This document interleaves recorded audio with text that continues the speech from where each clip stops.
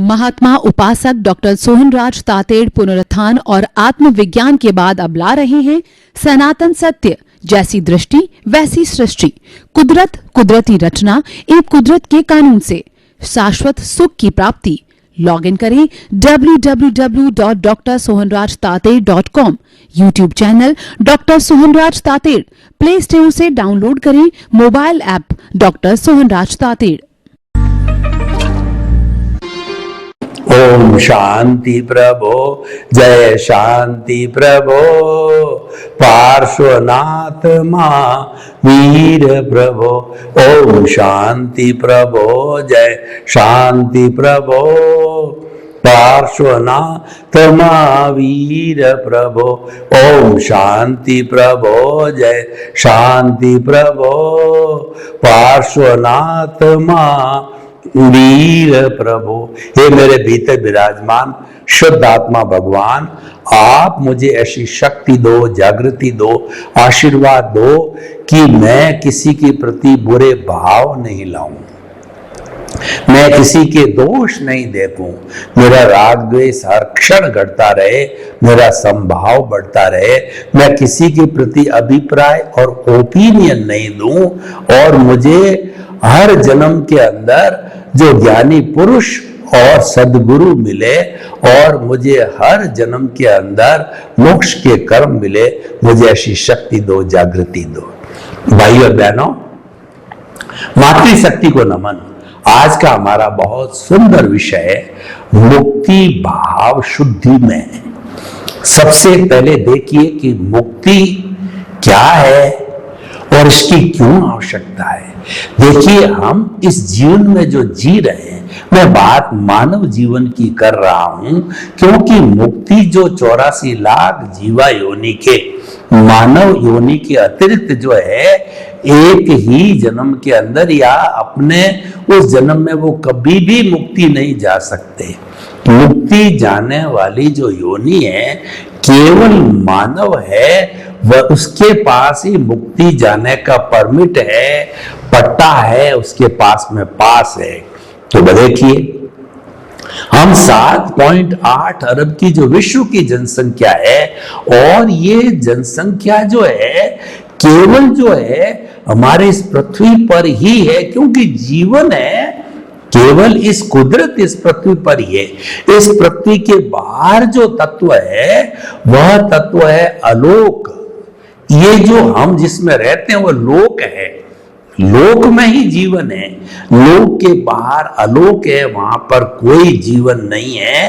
यानी जो मनुष्य का जीवन या समस्त 84 लाख जीवा योनि, हम यहीं पृथ्वी के अंदर ही अपना जीवन यापन करते हैं। लोग अभी जो है वो चंद्रमा पर गए हैं और बताते हैं कि चंद्रमा पर जीवन की संभावना अभी प्रूव नहीं हुआ है।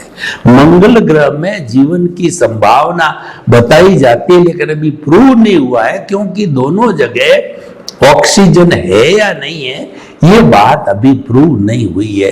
तो हम कितने भाग्यशाली है कि हम इस पृथ्वी के ऊपर बार बार जन्म लेते हैं, वो तो ठीक है, लेकिन हमारा जन्म जो है वो मनुष्य गति के अंदर हुआ है। ये सबसे बड़ी भाग्यशाली गति है, क्योंकि देखिए, जो वैदिक परंपरा कहती है कि 8 भाव तक रेगुलर सुकृत करो तो 9वां भाव मनुष्य मिलता है, और इसमें आपने कोई कोताही बरत दी तो आपको जो है 99 भाव के बाद में मनुष्य जीवन मिलेगा।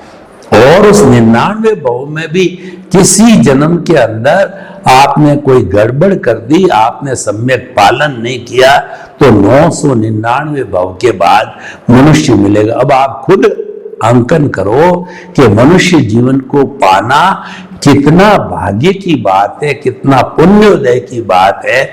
जिसको मनुष्य जीवन मिलता है वो सबसे ज्यादा पुण्योदय की बात होती है। तो हमको चरम पुण्योदय मिला है मनुष्य जन्म के कारण। तो देखिए, हम मनुष्य तो हो गए और यहाँ पर हम जीवन यापन कर रहे हैं। तो हमारे मनुष्य जीवन के अंदर क्या है कि हम पलड़े के अंदर झूलते रहते हैं, कभी सुख है कभी दुख है, तो हम क्या सोचते हैं कि इस सुख दुख के पलड़े को, इस धूप छांव को हमें नहीं चाहिए, हमको तो शाश्वत सुख चाहिए कि कभी दुख आए ही नहीं है। समस्त प्राणियों में हर प्राणी जीना चाहता है, मरना कोई नहीं चाहता है, और हर प्राणी सुख चाहता है, दुख कोई नहीं चाहता है। दुख तो हो जाता है क्योंकि वो कर्मों के अधीन है, उसका संचालन कुदरत के हाथ में, वो हम उसमें स्वतंत्र नहीं है।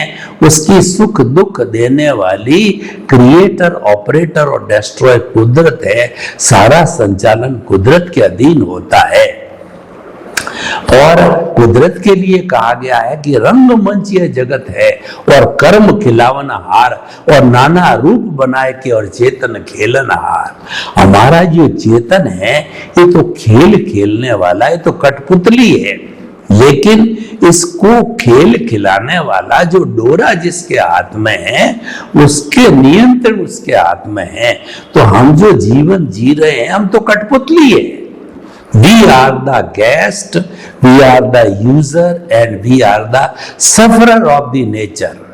हम नेचर के मालिक नहीं हैं, हम तो सफरर हैं। इसीलिए जो है हम आपको ये बताना चाहते हैं कि हमारा जीवन सुख दुख के पलड़े में झूलता रहता है, तो हम सोचते हैं कब इस सुख दुख का अंत करके शाश्वत सुख को प्राप्त करें। और शाश्वत सुख कोई एक जन्म में नहीं मिल सकता है, पर नींव जरूर लग सकती है। तो हमारा ये सनातन सत्य कार्यक्रम है, हम शाश्वत सुख की नींव लगाते हैं, यानी आपका दृष्टि परिवर्तन करते हैं। हम आपका सृष्टि परिवर्तन नहीं करते, हमारा विषय नहीं है। सृष्टि परिवर्तन का अर्थ होता है किसी के धर्म को बदलना, किसी के मन वचन काया को शुद्ध करना, किसी की भाषा बदलना, किसी को जो कंचन कामिनी छुड़ाना, किसी को सन्यासी बनाना, वो हमारा विषय नहीं है।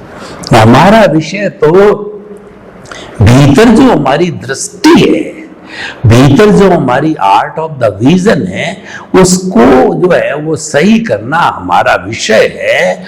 और क्योंकि उसके सही होने से हमारा बहुत कैरियर शुद्ध हो जाता है और सारा कुछ मानसिक रूप में आ जाता है, बाहर कुछ दिखाई नहीं देता है।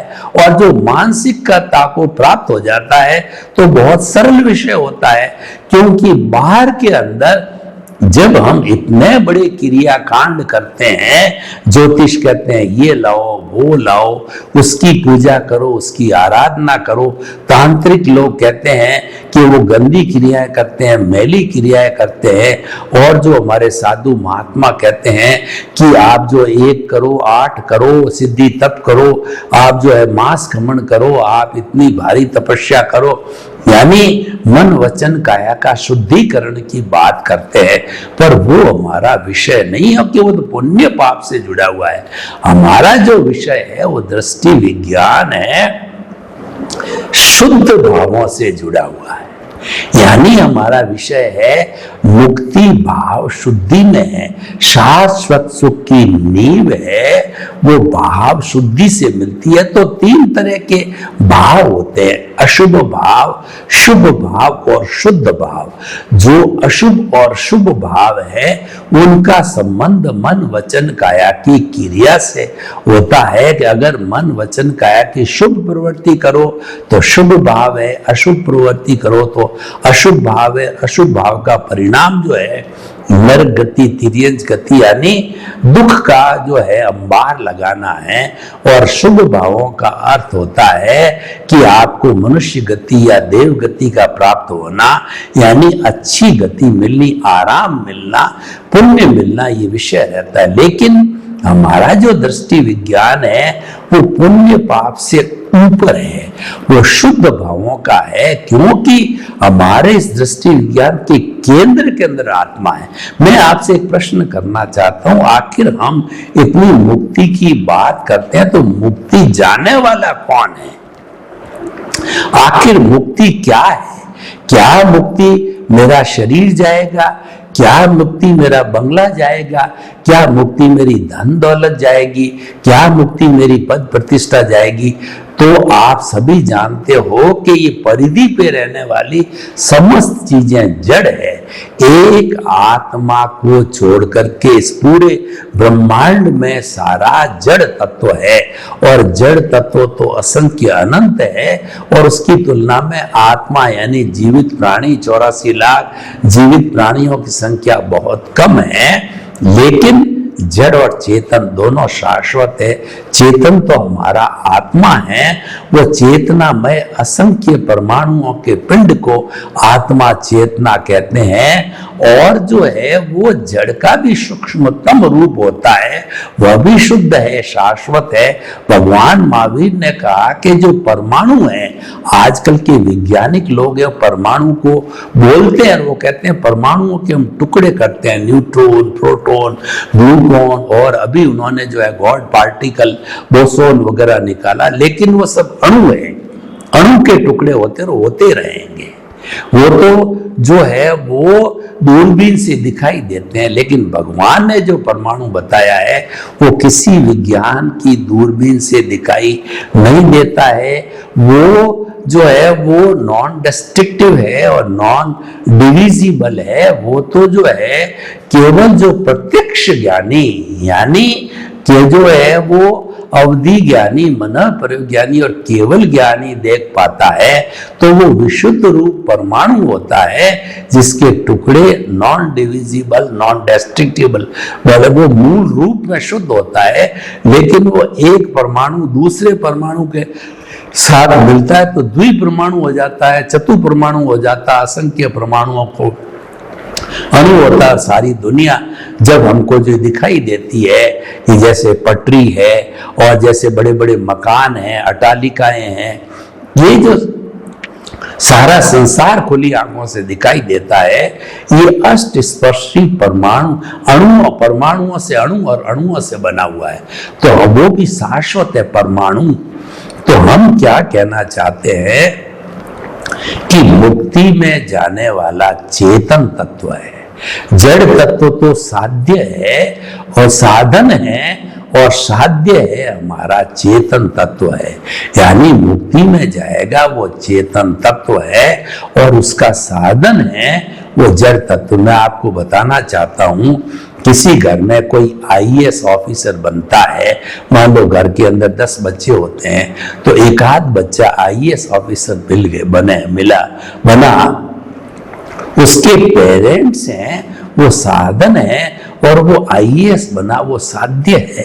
10 के 10 बच्चे आईएएस थोड़े ही बनते हैं, सभी उसके जो सहायक साधन हैं। साधन के बिना साध्य की प्राप्ति नहीं हो सकती है, और शुद्ध साध्य के लिए शुद्ध साधन का होना भी जरूरी है। यानी कि आईएएस बनना ये हमारा शुद्ध साध्य है, और उस आईएएस को बनाने के लिए टफ कंपटीशन के लिए उसके सहयोग करने वाला, उसको हेल्थ परमिट कराने वाला, अच्छा भोजन देने वाला, समय समय पर जो है उसको रेस्ट कराने वाला, डॉक्टर को बताने वाला, डिस्टर्ब नहीं करने वाला, एकांत में रखने वाले उसके पेरेंट्स, भाई बंधु जो भी घर में रहते हैं, वो सारे साधन होते हैं। तो साध्य और साधन का जोड़ा है। साध्य के बिना साधन अधूरा है, और साधन के बिना साध्य अधूरा है। दोनों मिलकर के ही गंतव्य को, लक्ष्य को प्राप्त होते हैं। तो हम बात करते हैं कि एब्सोल्यूट मुक्ति में जाने वाला जो है वो हमारा चेतन तत्व है। और अभी चेतन तत्व के साथ में सहायक कहो, साधन कहो, वो हमारा जड़ तत्व है। कार्बन शरीर के रूप के अंदर वो आत्मा के साथ में फेविकॉल की तरह जो है वो जुड़ा हुआ है। और वो फेविकॉल कैसे जुड़ा हो, मैं आपको उदाहरण देना चाहता हूं। मेरे एक हाथ में फिनिश की गई लकड़ी है, और दूसरे हाथ के अंदर सनमाइका है। मैं अब लकड़ी और सनमाइकों को जोड़ करके डेकोरेटिव फर्नीचर बनाना चाहता हूं। तो इन दोनों को जोड़ने के लिए मुझे लकड़ी के ऊपर फेविकॉल लगाना पड़ेगा, और फेविकॉल के ऊपर सनमाइका रख करके उस पर दाब दे करके और 12 घंटे 24 घंटे जोड़ा छोड़ दिया जाएगा, तब जब वो सनमाइका पूरी चिपक जाएगी दबाव के कारण, तब वो सारा फर्नीचर बन जाएगा। तो ऐसे वो एक मेघ जो हुए हमारा कारण शरीर और मूल स्वरूप की आत्मा, द्रव्य आत्मा, जो मुक्ति में लाने के सहायक है बिल्कुल, जो कि अनंत ज्ञान, अनंत दर्शन, अनंत शक्ति और अनंत सुख का ध्यान है, जो ज्ञान दर्शन वाला है, जिसका लक्षण वो सच्चिदानंद है। सच्चिदानंद का मतलब सत्य, चित्त और आनंद। सत्य का मतलब वो अविनाशी है और चित्त का मतलब वो ज्ञान दर्शन वाला है और आनंद उसका लक्षण है। ऐसा हमारा आत्मा यही मुक्त होता है। मुक्त कब होता है कि इसके साथ में जितनी कार्बन शरीर की अशुद्धि, यानी जो अज्ञानता है, जो राग द्वेष है, जो मोह का संसार है और जो क्रोध मान माया लोभ कर्म रज है, जो कि आपका जो है लिंग शरीर, कौशल बॉडी, कार्बन शरीर है, वो सारी धुलाई हो जाती, जीरो हो जाता है। एक भी परमाणु जड़ का आत्मा के संपर्क में नहीं रहता है। आत्मा एक क्षण भी शरीर में नहीं ठहरती, वो सीधी सिद्ध शिला में जाकर के 14वें गुणस्थान में ली बोले, जब पहले जो है वो काय योग जाता है और उसके बाद में वचन योग जाता है, नहीं पहले मनोयोग जाता है, वचन योग जाता है और फिर काय योग में 2/3 अवगाहना जो है वो ऐसा रूपक कहा जाता है, शरीरी होता है। पर बताते हैं कि सारे जो दीपक की तरह जो है वो चेतन आत्माएं जो मुक्ति में विराजमान है, वो शाश्वत सुख को प्राप्ति हो जाती है। तो उस मुक्ति को प्राप्त करने के लिए भाव सहारा है हमारा। उसके लिए मन वचन काया की शुभ प्रवृत्ति या त्याग की प्रवृत्ति वो सहायक नहीं है। देखिए, अब जो मन वचन काया की प्रवृत्ति से जुड़ी हुई एक्टिविटी और एक चेतन तत्व से जुड़ी हुई एक्टिविटी, वो है हमारा भाव। और मन वचन काया प्योरली जो है वो हमारी कुदरत के ऊपर आधारित है और कुदरत ही उसका क्रिएटर, ऑपरेटर, डिस्ट्रॉयर है। इसीलिए इसमें स्वतंत्रता नहीं है। ये मैकेनिकल पार्ट है, जो मैकेनिकल प्रतिष्ठित आत्मा है, जो डिस्चार्ज प्रतिष्ठित आत्मा है, इसके ऊपर हमारी कोई भी आजादी नहीं है। हमको एक अतिरिक्त सांस लेने की भी आजादी नहीं है। लेकिन हमारा जो भाव पक्ष है, यानी कि जो हमारी आत्मा की शक्ति है, उसमें हम स्वतंत्र है। उसके अंदर हमारे कोई तरह का कानून नहीं चलता है, उसके हम मालिक हैं और वो हमारी जो आत्मा है वो ही सब कुछ करने वाली आत्मा होती है। तो भाई और बहनों, हम आपको बताना चाहते हैं, मुक्ति भावों में है, मुक्ति त्याग में नहीं है। मुक्ति मन वचन काया की शुभ प्रवृत्ति में नहीं है। मन वचन काया की शुभ प्रवृत्ति तो पुण्य से जुड़ी हुई है, अशुभ प्रवृत्ति पाप से जुड़ी हुई है। लेकिन जो है हमारे भाव है शुद्ध भाव। अशुभ भाव की बात नहीं कर रहा हूं। अशुभ भाव के अंदर तो फिर वो जो है हमारा चार्जिंग होता रहेगा, जो चलता रहता है। जो शुद्ध भाव है, शुद्ध भाव का अर्थ हुआ कि आत्मचिंतन करना, जड़ का चिंतन नहीं करना, चेतन का चिंतन करना। जड़ के चिंतन करने पर शुभ और अशुभ भाव होते हैं और चेतन का चिंतन करने पर शुद्ध भाव होते हैं। और इन शुद्ध भावों के अंदर जो पुण्य का बंध होता है वो मोक्ष के लायक और सहायक होता है। वो हमारे को गतियों में नहीं घुमाता है। जड़ का जो चिंतन है, मन वचन काया जड़ है और जड़ से जुड़ी कोई प्रवृत्ति, कोई भी चिंतन है, वो तो जो है पुण्य पाप से अशुभ है। वो जो पाप से और शुभ है पुण्य से जुड़े हुए हैं। लेकिन आत्मा का जो चिंतन है वो शुद्ध भावों से जुड़ा हो, कि वो चेतन से जुड़ा हुआ है। तो हम आपको क्या कहना चाहते हैं कि दो पाले बन गए, दो विभाग बन गए, चेतन का विभाग और जड़ का विभाग। जड़ का विभाग है वो मन वचन काया तथा उससे जुड़ी हुई हर अवस्था मात्र कुदरती रचना है। और अवस्था कहते ही वह विनाशी हो गई। हर अवस्था विनाशी होती है, टेम्परेरी होती है, आने वाली होती है, जाने वाली होती है, नाशवान होती है, जड़ होती है, स्थायी नहीं होती है, आयाराम होती है, गयाराम होती है। तो ये सारा टेम्परेरी फेज है।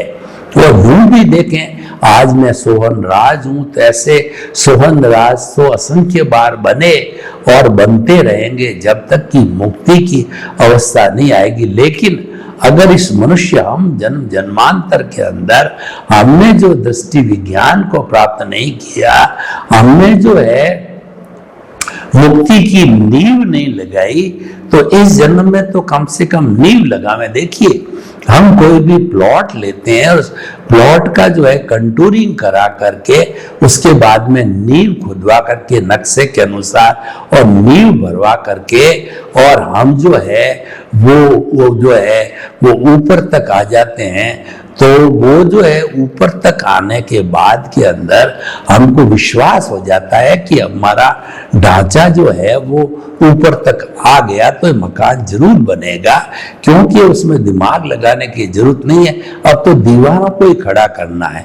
लेकिन केवल प्लॉट है, नक्शा नहीं बना, नींव नहीं भरी, तो आप कैसे कह सकते हो?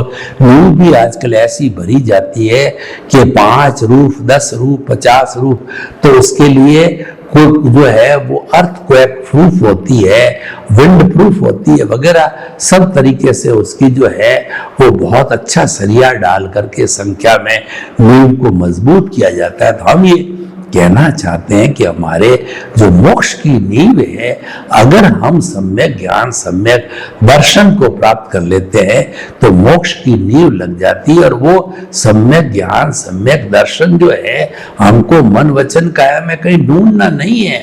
वो तो हमारे भीतर जो दिमाग है, जो आर्ट ऑफ द विजन है, जो दृष्टि विज्ञान है, उसके अंदर केवल फिट करना है, उसके अंदर ही केवल चिंतन करना है। और जब वो चिंतन करके उसमें फिट हो जाता है तो सम्यक ज्ञान, सम्यक दर्शन फिट हो गया।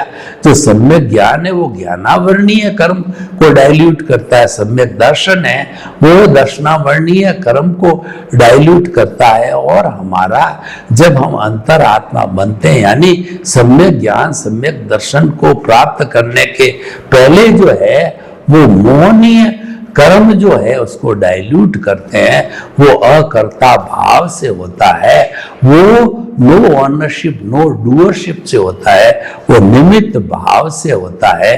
तो हम आपको ये बताना चाहते हैं कि जो मुक्ति है वो भावों के द्वारा होती है।